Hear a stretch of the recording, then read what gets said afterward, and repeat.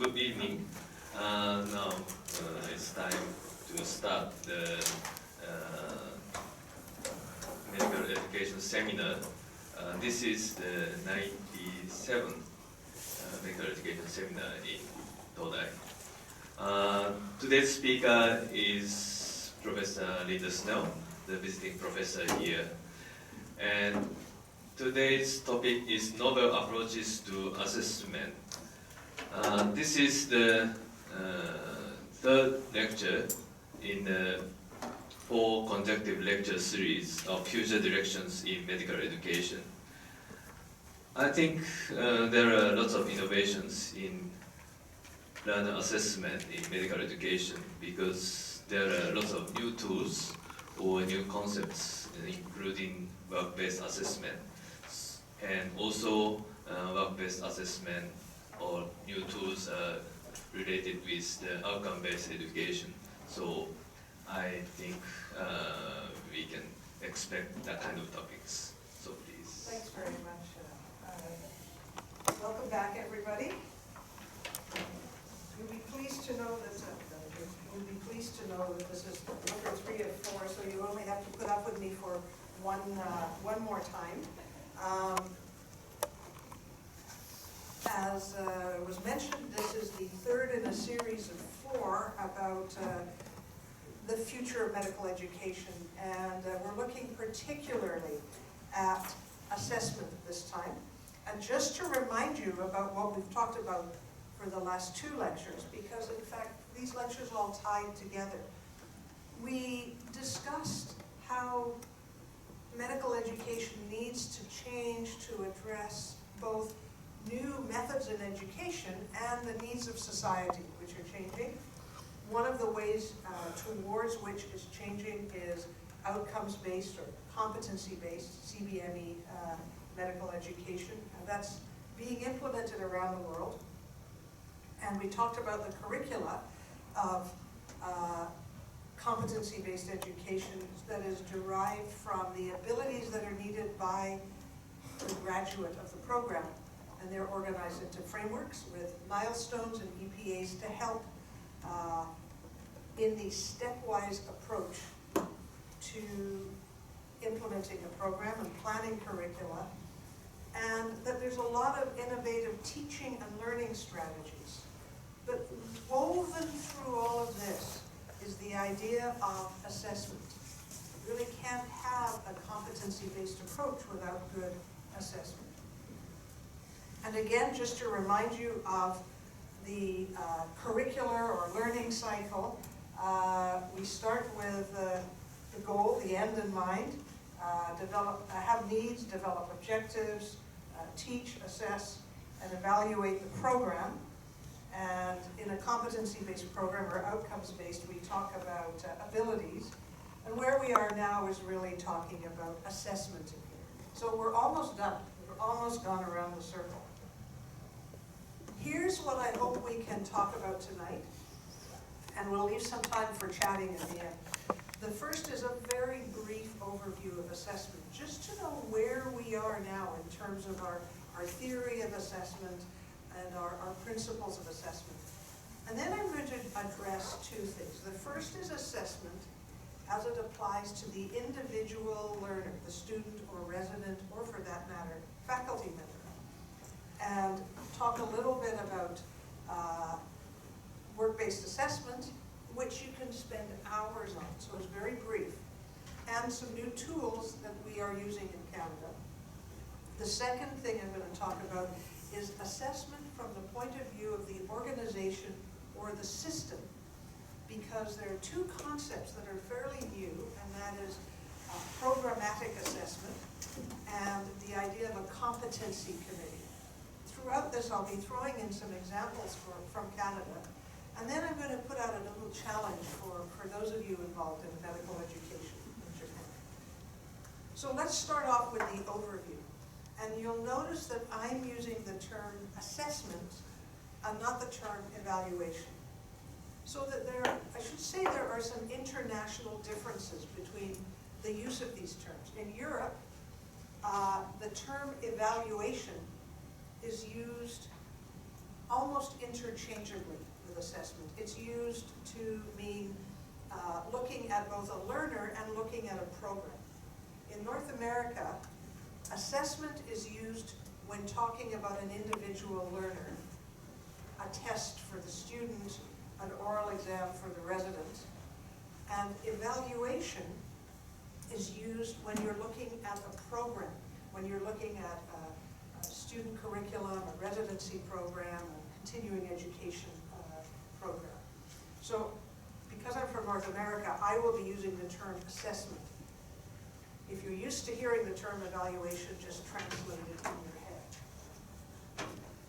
So, just as a reminder, why do we even bother assessing? It's a lot of work to assess and to do it well.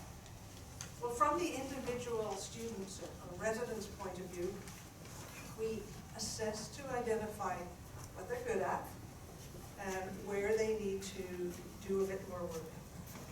We can then provide feedback or formative assessment, and it's helpful to measure change over time and assess when they have become competent or when they have the abilities to do whatever is necessary.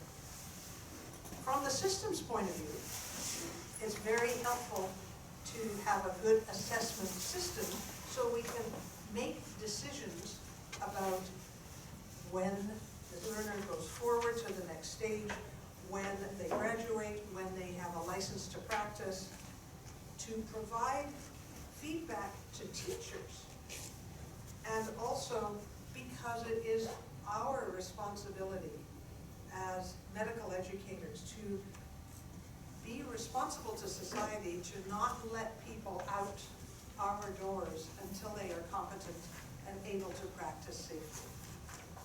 So there's lots of reasons why we assess.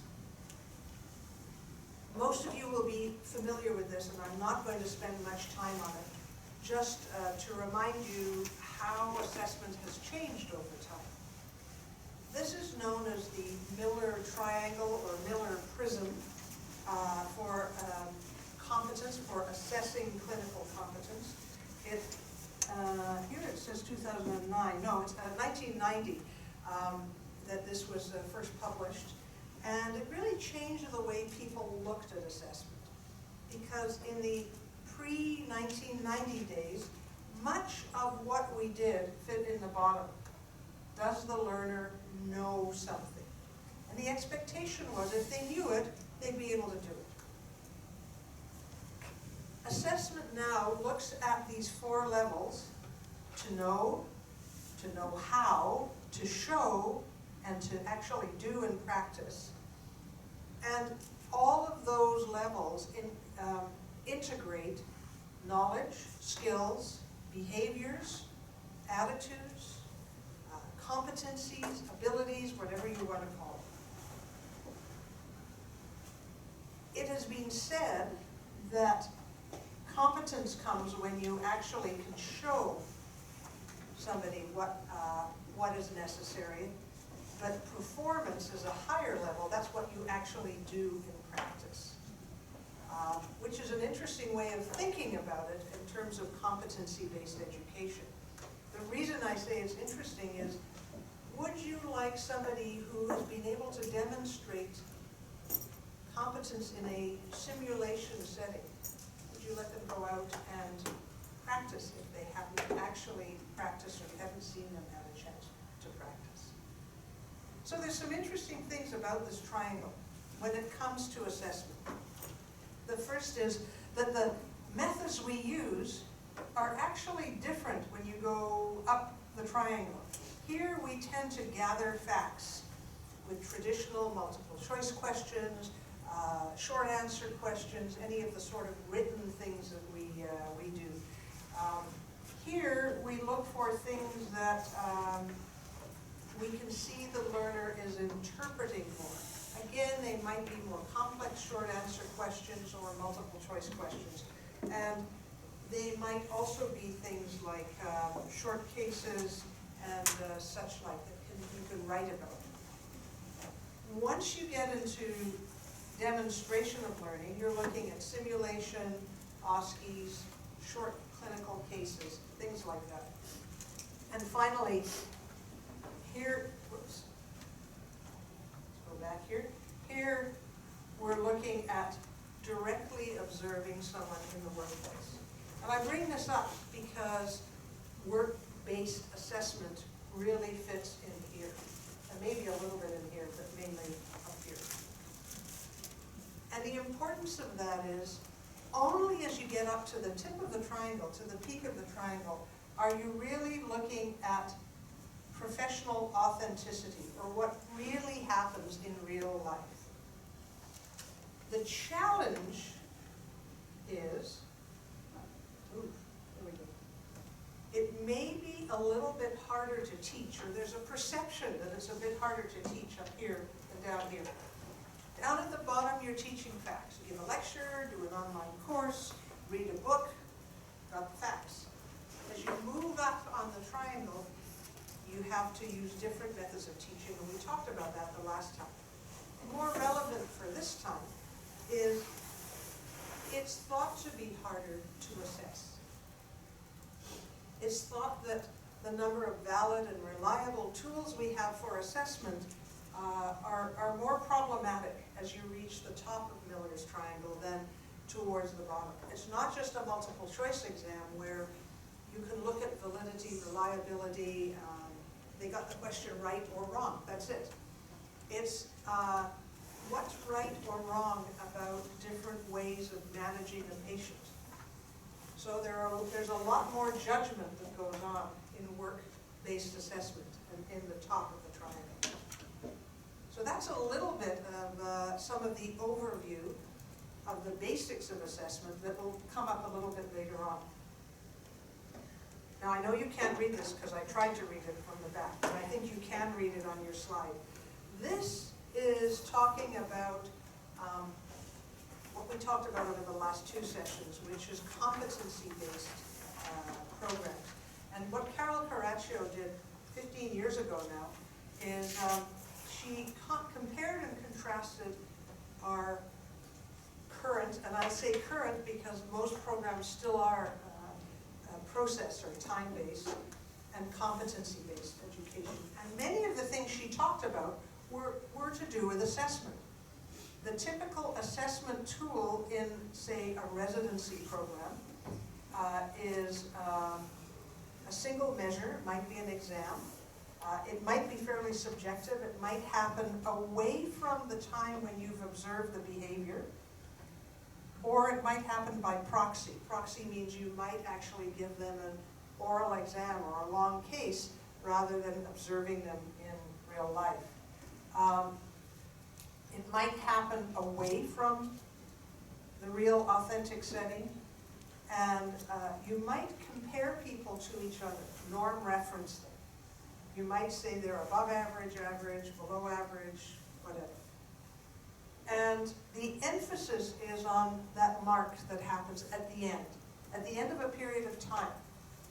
Either a month's rotation, a student with a week on a certain elective, a year doing something, but it's time-based. In competency-based, there are multiple measures. They are more likely to be in the real or close to the real setting. There's a lot of observation that happens. It's criterion-based. It's not a question of I'm better than you or worse than you. It's did I meet the standard or the criteria for passing? And the emphasis is on formative assessment, giving feedback as well as summative assessment. So some differences between the ideal competency-based assessment tools and methods and what we use now. So when we talk about assessing professional competence, this is a little bit of a repeat, but I'll say it again because it's important. We should try and relate the assessment to well-defined standards, which in most cases these days have to do with the outcomes or the competencies that we want people to attain. The major portion, not all of it, but the major portion should be done in the workplace on a continuous basis, being formative, linked with learning, linked with feedback. And so that the assessment, that the idea of assessment for learning, as opposed to assessment of learning, becomes important. And I think if we had to teach our teachers one thing about assessment in the clinical setting, it would be that they should try and assess for learning, to help the person learn along the way, rather than assessment of learning. In other words, assessing at the end to see if they've achieved something. That does not mean we have to throw out all of our current assessment methods. There are many old methods that we can still use. It does mean we will need to have to develop some new approaches, and whatever approaches we develop has to be reliable and valid.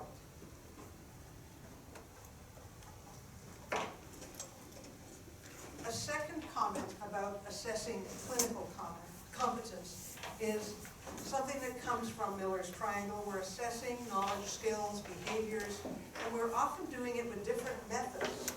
But the idea is we want to capture all the data that we can. We want to do this because we have to figure out if what we've seen once is the routine behavior, or whether it's in fact a lapse that's just a single lapse, as opposed to somebody who is I'll call it a chronic offender. So it's important to get as much data as possible.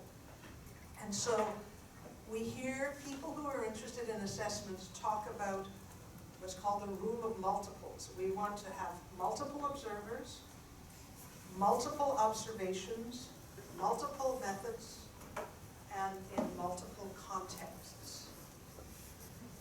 And all of those individual methods or individual observations will go together to form the whole picture of whether somebody is competent or not. The other basic thing I think we need to talk about is having an assessment system. And we will talk a little bit later on in this hour about programmatic assessment. But remember that when you assess an individual, your assessment has to be defensible. In other words, it has to be, imagine yourself going forward 10 years and somebody has been not competent in practice. And someone goes back and says, well, how did you let this person out into practice when they can't even do whatever it is? So you have to be able to look back and say, well, I saw that they did X and did it well in a competent way, and you have to be able to defend your decisions. Clearly, there are some assessments that have low stakes, that have small consequences. If I see someone do something once in a clinic or in an inpatient ward or whatever, that will not have a major input. But if, in fact, it's a high-stakes decision you're making, can this person get a license to practice? Are they ready to move on to the next level? Can they leave medical school and go on to residency? Those are things that are high stakes. So part of being defensible also depends on whether it's low stakes or high stakes. So that was just a little bit about, that I hope will frame the rest of the discussion. What we're going to do now for the next few minutes is talk about the individual learner and things that affect the individual learner before we move on to the system. So, as I mentioned, work-based assessment is something you can spend a lot of time talking about. It's a very hot topic these days. I could probably spend all 4 lectures talking about work-based assessment. So this is a very brief overview. We'll talk about that and then some tools. Remember, competency-based education requires that continuous assessment, which should happen in the clinical environment and be associated with feedback. So what is work-based assessment? Workplace assessment is sometimes called.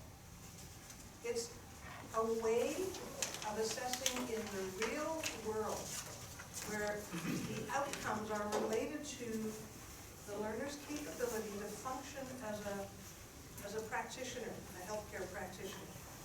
And what you're really doing is you're assessing that capability, that ability to function. In fact, there are many ways of assessing. So very often what you do is you map or blueprint those learning outcomes to very fixed standards, and often they're called the competencies. So in work-based assessment, you collect information by looking at the performance either in practice or in as close to an authentic place of work as possible. It's great that you can do that because you can look at all the dimensions of competence we've talked about. You can look at knowledge, skills, attitudes, competencies, whichever competency framework you use. Work-based assessment emphasizes direct observation. And that's a challenge. And I'm hoping we'll have a discussion at the end about how you can get faculty members who are already really busy to do that direct observation. And it does use a variety of tools. And interestingly, it doesn't necessarily look at the outcome of care. The outcomes are actually not the outcomes of care, much as we'd like them to be. It is often the process of care. So we have to differentiate outcomes for the individual. Those outcomes are very often the process of care. What do I mean by that? Well, what we can do is look at what a learner in the clinical setting will do, whether it be a student or a resident. What do? They see patients, they make case presentations, they write notes, they're in a certain context. Very simply, practically. So you can use those and look for how they take a history, how they do a physical exam, whether they're good at doing procedures. You can read the list. What about their professionalism and communication skills? What about their clinical reasoning, thinking skills? A lot of this you can get very simply by observing them or by observing their work products. Let's think of an example of a student, for instance. For a student, we could, and I'm going to actually use the example from McGill, from my own school here. Our students, while they're on an internal medicine rotation, have to do at least one observed history and physical. The patient they don't know. They're not given a huge amount of time. The idea is that they take a directed history and do a focused physical exam. They're observed by a faculty member or senior resident, and they get feedback, but it also goes back to the teaching office, and it counts as part of their final mark. Our students also write clinical notes that go in the chart. And the clinical supervisor is expected to look at these, observe these, and count these as part of the assessment system. Our students are on, and our residents, but our students are on our wards and in clinic as part of a team. And so very often, in fact, we are supposed to discuss with other members of the team how the student interacted. I know what I do as a clinical teacher before the end of the time of the rotation is I go and talk to the head nurse, who's usually the best person to talk to, who knows what's going on the ward, and who can say, the student worked very well with the nurses, or that student did not have good interprofessional skills with the rest of the team. The other thing the students do is they keep a log of certain procedures. And so they have a specific logbook, and they have to do a certain number of fairly simple procedures that they have to do before they finish. So those are 4 ways that you can actually do fairly simply work-based assessment, looking at some of these things. In residency programs, please don't try and read this. You're not supposed to read it till you get to the next slide. But The work-based assessments are mapped to EPAs, as we talked about the last time. And those EPAs integrate the various competencies. And this is an example of how we can record it. And I put it small here, but I'll put it big here. And it's really just to give you a sample of what we actually do. We actually understand where they are in their training. That's the stage of training. We talk about their name and the date of the assessment. And then we might talk about which entrustable professional activity we have here. So I'm going to give you an example. An EPA for a senior resident might be that they are able to relatively independently run an outpatient clinic. Okay, so that's something that they have to be able to do just before they go out into practice. And within that, there are certain milestones that relate to competencies. They have to be able to obviously manage the patients, manage the patient care. They have to be able to collaborate with the other members of the clinic nurse, the pharmacist. They have to be able to organize their own time, and sometimes they have to be able to organize the booking, the appointments of the patients. And they might have to teach junior learners in the clinic. So those are all, they all go into managing the clinic. So those would be the milestones that we're here. But what happens if it's a lovely day, the patients all come on time, nobody's very sick or has an unusual problem, all of the other resources are there. That's a nice day. That's a relatively easy clinic. But if it's like my clinic, you know, somebody will come in acutely ill and you'll have to send them to the emergency room. You know, the pharmacist is off, the computer system breaks down, people arrive late, and that's a complex type of problem. So as well as discussing when you're evaluating your resident, can they do it, it's nice to know if they can do it in a simple or a complex environment. If the resident is able to do it, great, then they will have attained or achieved that EPA. But if they haven't, then you might like to go back down to the milestones and say, why weren't they able to do it? Is it because of time management? Is it because of medical management? Is it because of interprofessional skills? And that will help you give feedback to the resident and also show them what they have to work on. And this will go back, every time you see the resident, this will go back to the central office. So this is an idea of how you can use work-based assessment using, in competency-based system, using entrustable professional activities as the basic. So we've looked at EPAs, and we've looked at a student where we've looked at what it is that they actually do during their care. Let's look at some specific tools now. I love this slide of the tools. And we're going to talk really just about a couple of tools. Before we do, I'm going to share with you one of my favorite sayings by a guy called Eric Humboldt, who's now in the American College of Graduate Medical Education. He says there are only two methods to assess competence. Now everyone's interested. What should we? Okay. You ask a question, or you observe and judge. And if you think about it, almost all our tools for assessing competence fit into one or other of these. Asking a question might be a multiple choice question. Observing and judging is what happens in work-based assessment. For example, what I'm going to be talking about for the next couple of minutes is encounter cards. Now this encompasses a number of things, but this is a way of actually capturing those direct observations you do. Then I'll talk for a bit about portfolios. So direct observation, you are working, as a teacher, you are working alongside a learner. And you'd like to be able to look at the learner, document the actions and the activities and the thoughts of that learner, as part of what you both do in daily practice. So encounter cards help you to do that. They also help you to frame your feedback to the resident.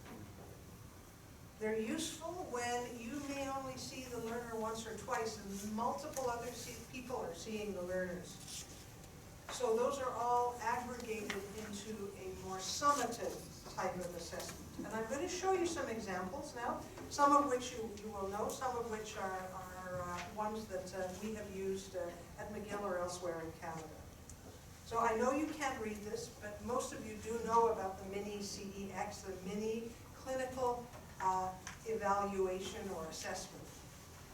All of these forms tend to look the same. They have all kinds of information about the learner up near the top, including sometimes the complexity of the case being seen. Then they have a series of criteria down the side, and they have some sort of a rating scale.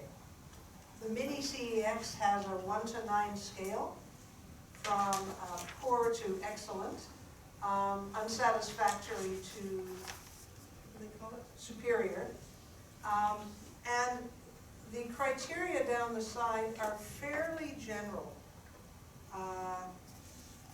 Uses medical interviewing skills, humanistic qualities, organization, counseling skills, and the like. So the idea here is that the resident or student will say, I would like you to observe me on this, or you will say, I'm going to observe you when you next go and see this patient in the emergency room. And after a short period of time, 15 minutes or so, you should be able to complete this form. That doesn't mean you're going to have all of it filled out. It may not be appropriate for you to fill out counseling, for instance, if the resident didn't have to do that. But this is the most frequently used clinical observation tool because it's been around for a while and it's been validated in many settings. The challenge is that these are very general. You know, data gathering, counseling skills, that's fairly general. Here's another example of an encounter card that works in a slightly different way. And I've used an example from my colleagues at the University of Ottawa in the emergency room.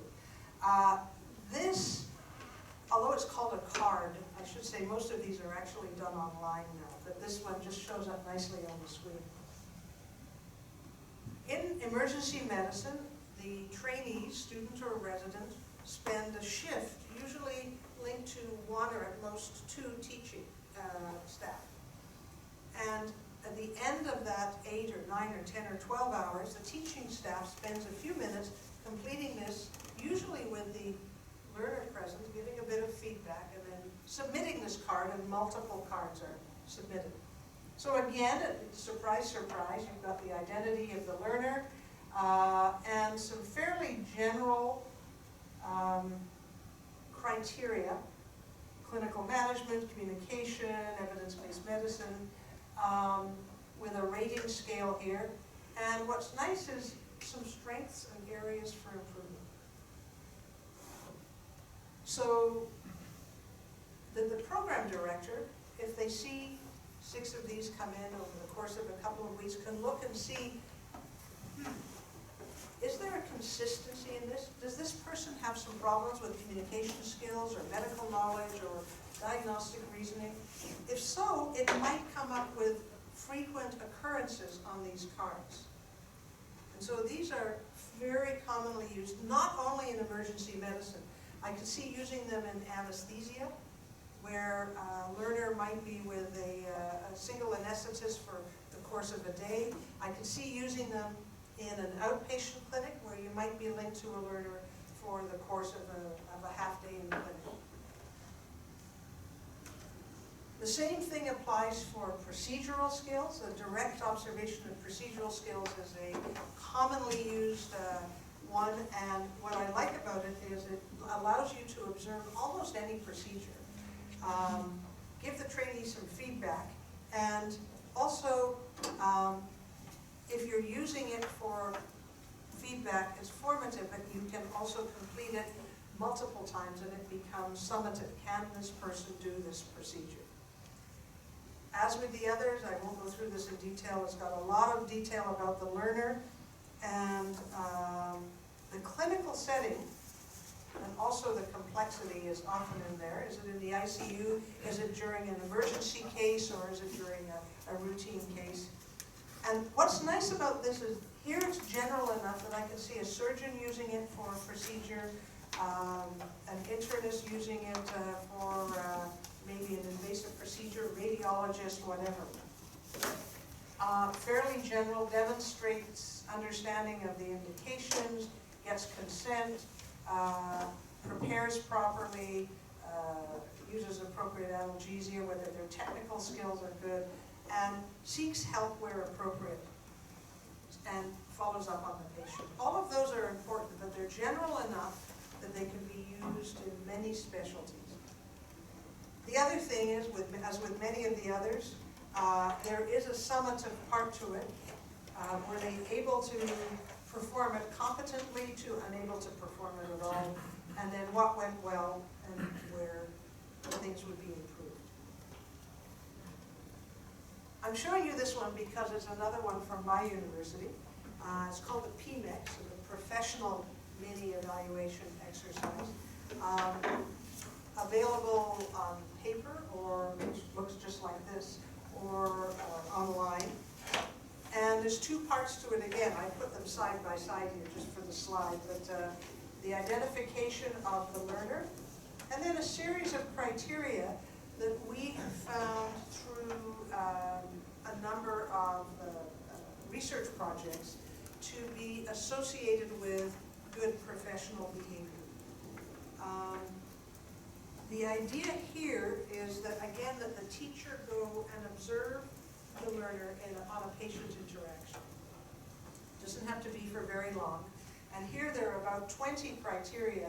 You might actually only get a chance to comment on 4 or 5 of them within that time. But if a student gets multiple ones of these done over time, most of them will be covered. It also gives you a chance here to talk about an overall assessment and whether there was a critical event. If somebody did something that was incredibly unprofessional, then you have a chance to comment on that. And our students are expected to get a couple of these for every month that they're on a clinical rotation. So that ends up to a fair number by the end of their clinical clerkship. This is also being used somewhere in Japan, somewhere in Tokyo, but I don't actually remember which medical school. Could be. So that's all I'm going to say about work-based assessment tools that are like encounter cards. Because do people use encounter cards of any sort here? Anyone aware of them being used anywhere? Okay. How about portfolios? Are any of your learners using portfolios? So there's a few. Good. So let's talk briefly about portfolios. What are portfolios? A portfolio is not really an assessment tool. It is a way to collect data, perhaps from other assessment tools. So it's often called an instrument of instruments. It allows two things, not only the collection of information, but the opportunity for the learner to reflect on that information. And that becomes important when you think about developing lifelong learners. There are different kinds of portfolios. There are portfolios that are primarily meant for documentation. The data is simple, there's a high structure. Somebody tells the learner, you must get this information. They don't really have much of an opportunity or an impetus to think about or reflect on it. And the learner just fills it out. It's useful for monitoring from the program perspective. Has my learner been able to do 12 lumbar punctures over the course of their first year of neurology, say? The other end of the portfolio is one that really pushes the learners to think, to reflect on their learning and think about where they're going to go in terms of future learning. The data might be more complex that's collected. The guidance for collecting data might not be as strict, and it allows the learner to be much more involved with the actual portfolio. It's much more centered on the learner than on the program. So there's a range there. It's not just one or the other. Here we have a portfolio that's very structured, that doesn't really encourage reflection. And on the other end, the high reflection, low structure. And if you think about it, logbooks, where you're actually just asked to record, I did this lumbar puncture and it was successful, might go on one end. And a portfolio that somebody might actually use in practice or as a senior learner. I've seen 4 of these cases in my clinic over the last little while, and I really don't know much about this disorder or this treatment. I better go and learn about it. And in between would be the kind of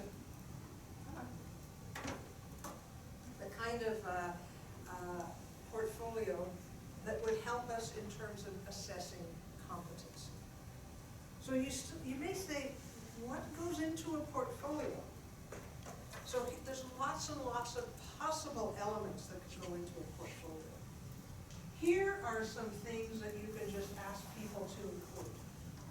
I would like you to include your logbooks, if you go to a conference or grand rounds or whatever, any kind of assessment data you get, whether it be an exam, an in-training assessment, a 360-degree multi-source feedback.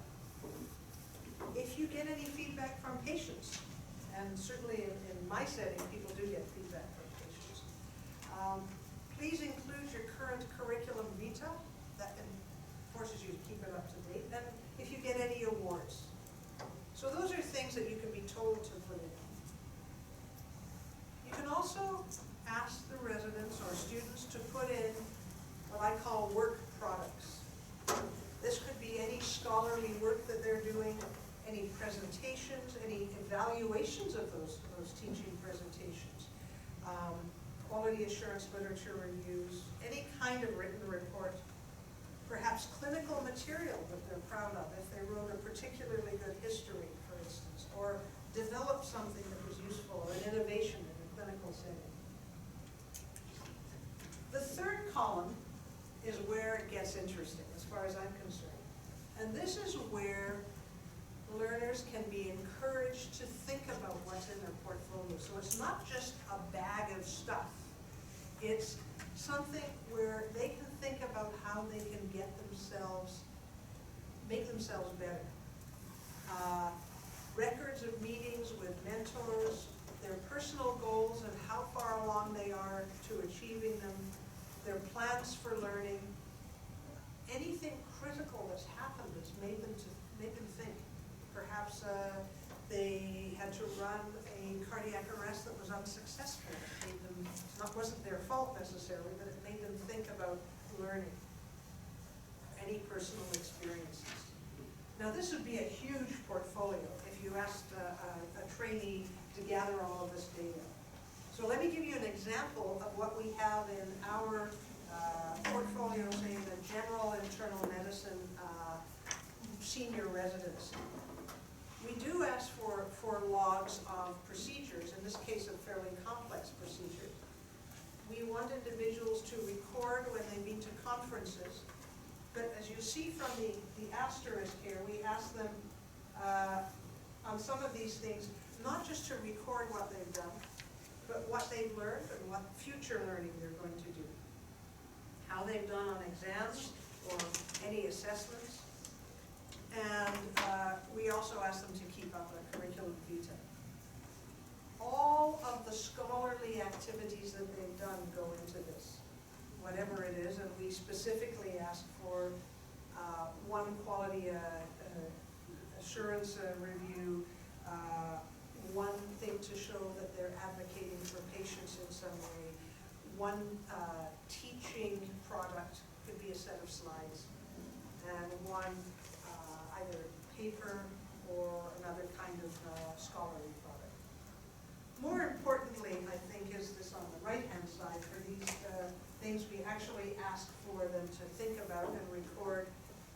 what they're going to do with all of this information, how they're going to learn from it. So much of this now is actually done online. I don't think most people use paper portfolios these days. They use online portfolios. The content of the portfolio, some of it is actually accessible to their program director or their mentor. Some of it is actually a personal space which is not visible to their supervisors. So that's all I'm going to say about portfolios. I wanted to give you an example of some. We're going to spend the last few minutes talking about assessment systems because of two new things that are happening in two new concepts in assessment when it comes to the organization or the system. The first is programmatic assessment and then competency based. So this is why we need to have a system for assessment. Okay? If the usual trainee, student, or resident passes through or by a number of assessors, they may all see a different thing. Some may see the tail or the trunk or the ear, it doesn't really matter, of the elephant. Or they might look at the interpersonal skills, the knowledge, and the procedural skills of a learner. But they won't necessarily see the whole picture of the elephant or the competent position. So programmatic assessment is a way of helping us with this. It basically allows us to arrange a series of either observations or other assessments in a way that we get the bigger picture. It's important because it allows us to give feedback, but also it allows us to say this person is ready to go on to the next level. It also allows us to fairly quickly decide if somebody is having problems. It allows us to identify them earlier and remediate in a customized way, and maybe even ask the person to leave if needed.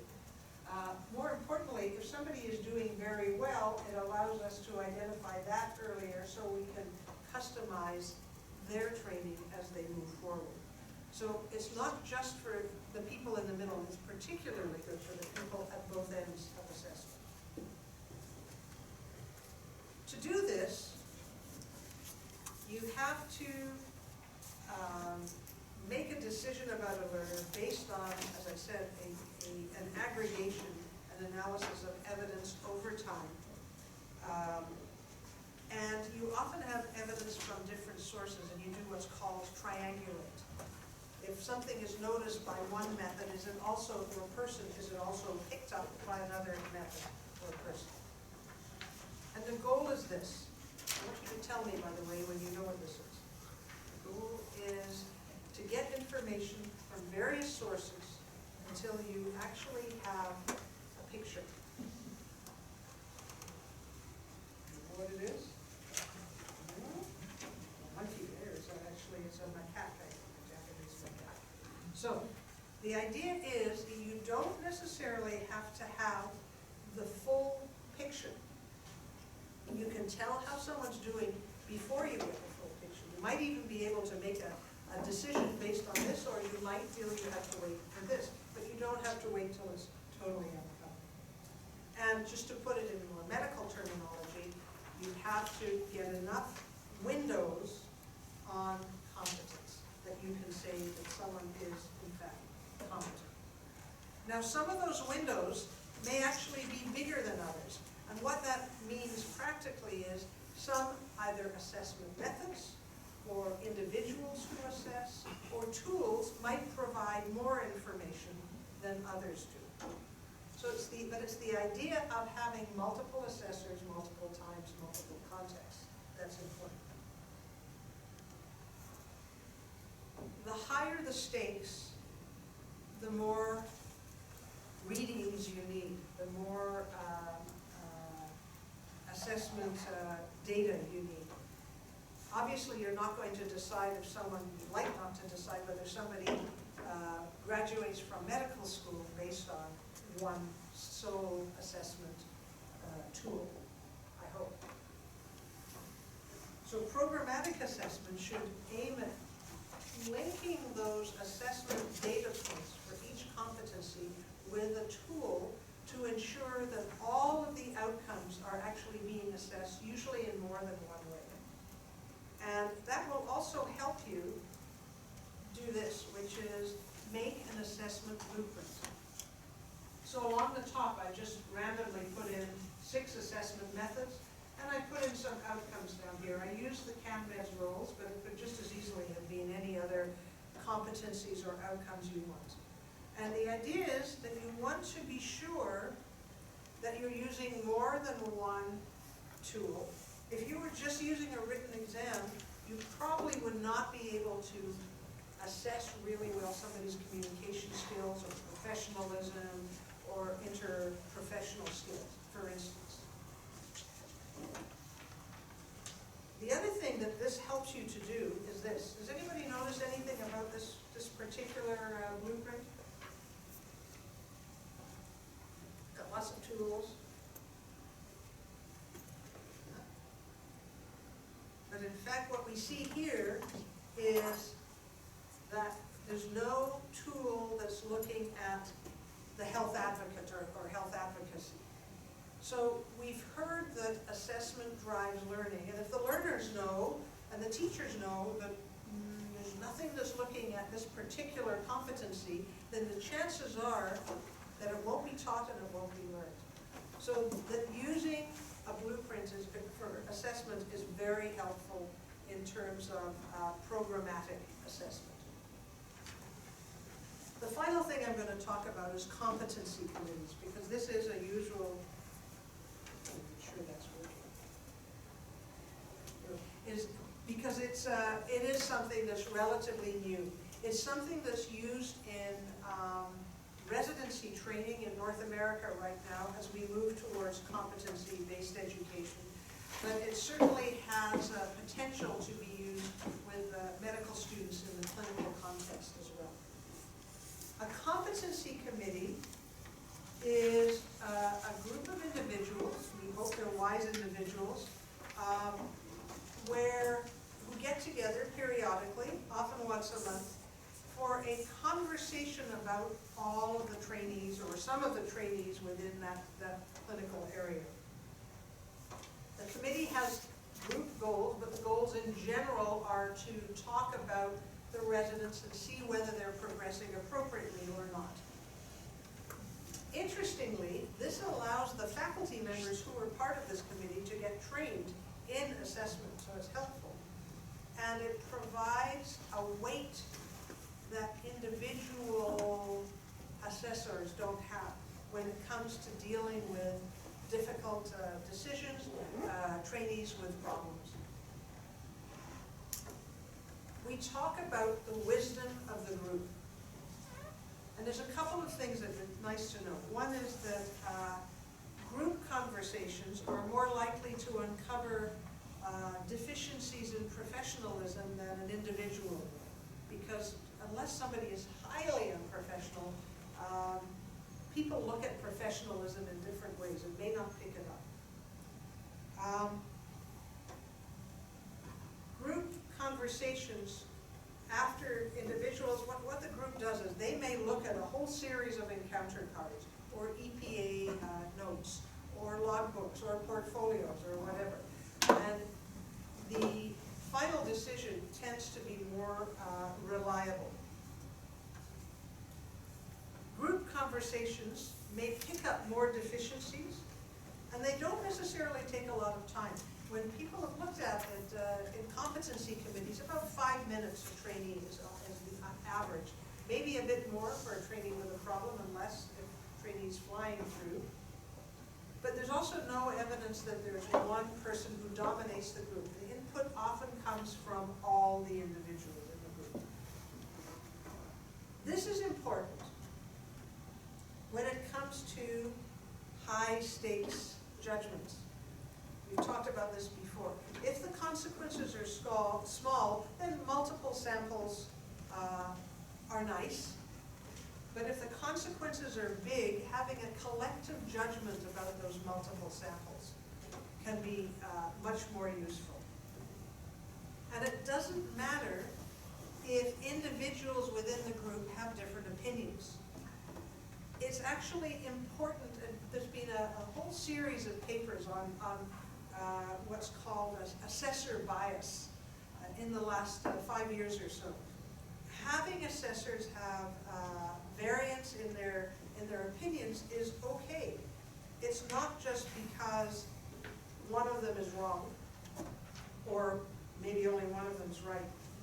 What it reflects is a different perspective which the assessors have on the learner. And that's important to get that whole picture of the elephant, as we pointed out.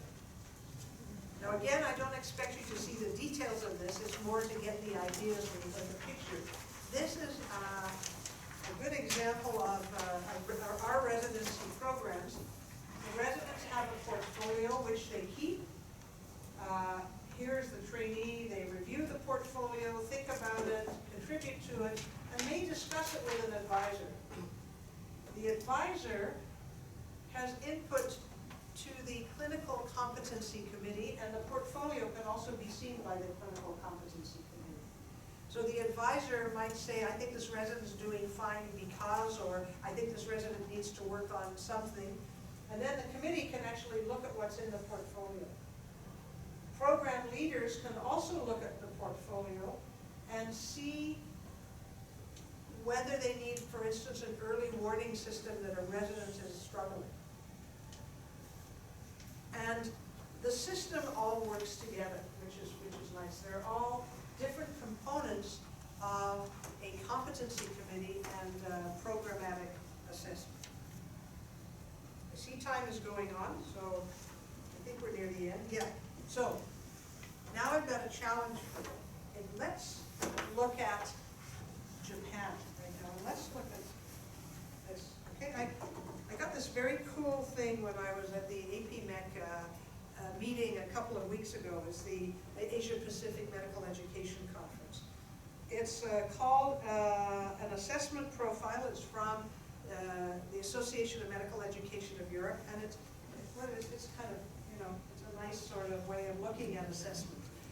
What they really do is they look at our traditional way of assessing. Each assessment is compartmentalized. It is, how do they say, fragmented. Decisions are taken in isolation. It's really not based on real life. It's based on the amount of time spent in a particular setting, not necessarily related to feedback or formative assessment, and has very little impact on the learner. And there's no evaluation of the system. Okay, remember, evaluation relates to the system.